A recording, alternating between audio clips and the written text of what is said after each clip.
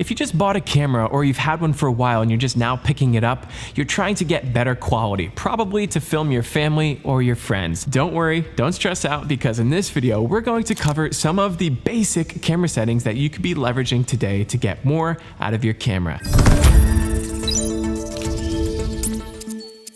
Now, these settings do work with any camera, so don't worry about what camera you have. Let's get started. Setting number 1, ISO. ISO is in relation to the sensitivity of your camera sensor, and it's good practice to keep your ISO as low as possible at 50 or at 100. If you're shooting in log, it's typical that you'll be shooting at 800 ISO. Setting number 2, aperture. Most lenses have the ability to shoot anywhere between a 1.2 all the way up to an f/22.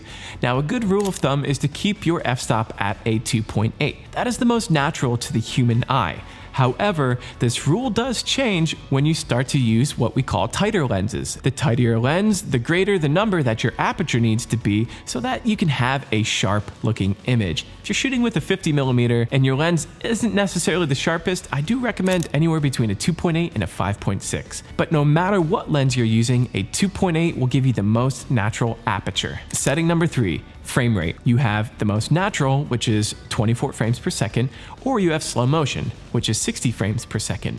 If you shoot 24 frames per second, you'll have a very natural looking image, much like the one you see now. If you're shooting in 60 frames per second, things will have to be slowed down in post-production. However, 60 frames per second doesn't really look natural unless it is slowed down. And even then, that's not natural, but it does look good. Setting number 4, shutter speed. Shutter speed is determined based upon what your frame rate is. Double your shutter speed. So if you're shooting 24 frames per second, you'll want to make sure your shutter speed is at 1/48. Most cameras don't do this unless it's a cinema camera, so you'll have to do 1/50. If you're shooting in slow motion and your frame rate is 60 frames per second, well then your shutter speed should be 1/120. Setting number 5, white balance. Now, this is going to require some memory. If you're inside with tungsten lights, 3200 Kelvin. If you're outside in the daylight, 5600 Kelvin. If it's cloudy, it's 6500 Kelvin.